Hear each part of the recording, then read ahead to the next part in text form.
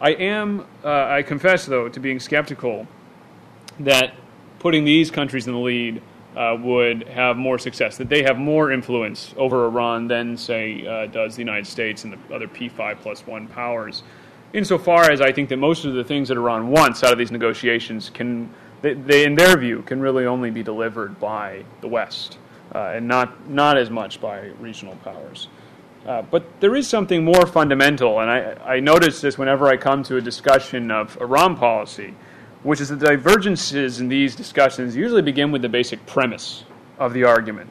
One thing, it's interesting to me that the article that George Kennan wrote in Foreign Affairs under his pseudonym, X, shorter pseudonym, I guess not as creative a pseudonym, was written in 1946, and about 30 years after the founding of the Soviet Union. And he was crystal clear, I think remarkably clear, in his article about the nature and, as he said it, the sources of Soviet conduct and the nature of the Soviet regime, especially in those last few paragraphs of his article, if you read it. For him, there was no question what the nature of the regime was and how it should be dealt with. There was obviously much debate about the actual tactics and steps.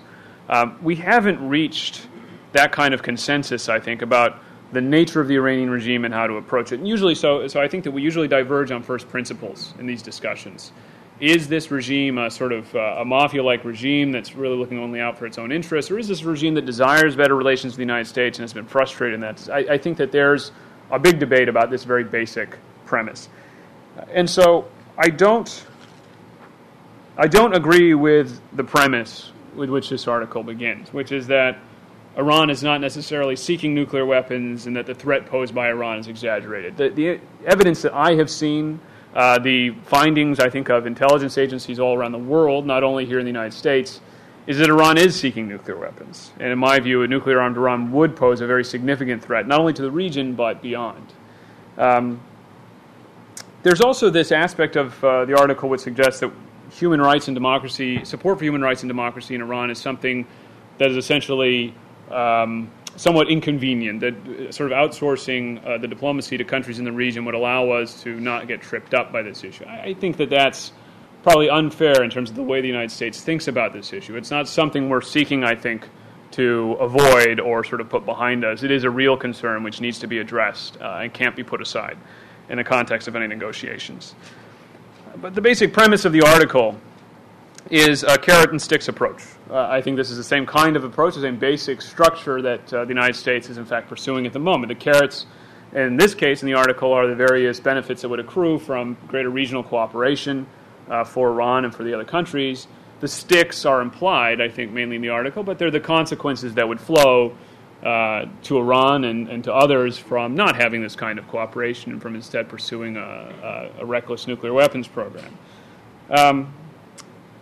The basis for the success of this approach in the article is that it's manifestly in the interests of both sides to pursue it. That, in fact, they'd be able to satisfy, it'd be win-win. They'd be able to satisfy mutual interests by taking this approach.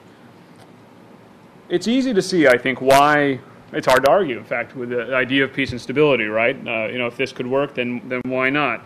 But there's two critical questions which I think the article skirts, which are, if it is manifestly in the interests of these regional states and the Iranians, then why haven't they adopted such an approach? What's preventing them from doing it? What has prevented them from doing it over these past 30 years?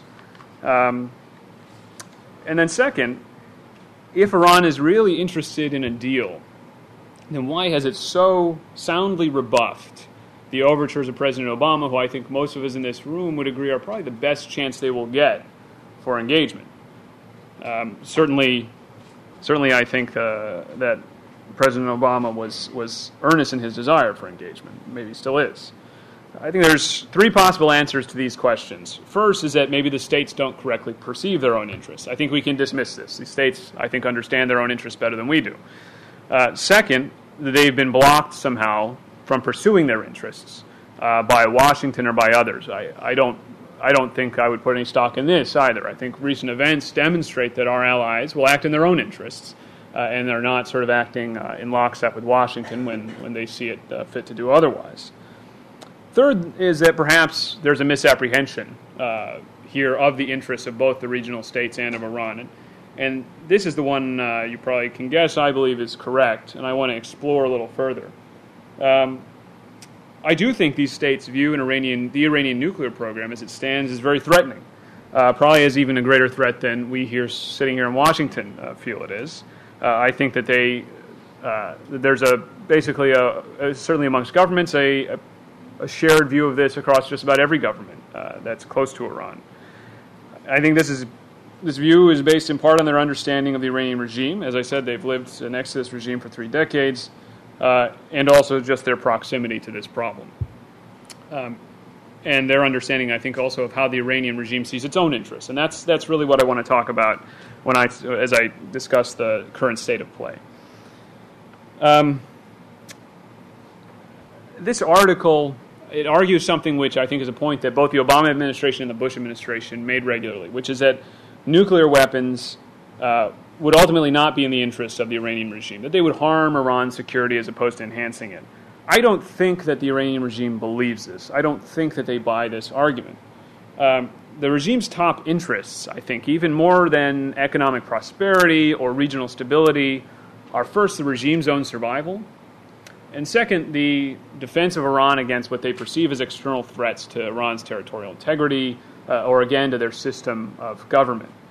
And to advance these interests, which I think are their top interests, they engage in a number of activities, such as the domestic repression we've seen to prevent alternative views on how Iran should be governed from getting any momentum, the use of proxies and asymmetric power well beyond their borders to prevent those threats from approaching a critical point.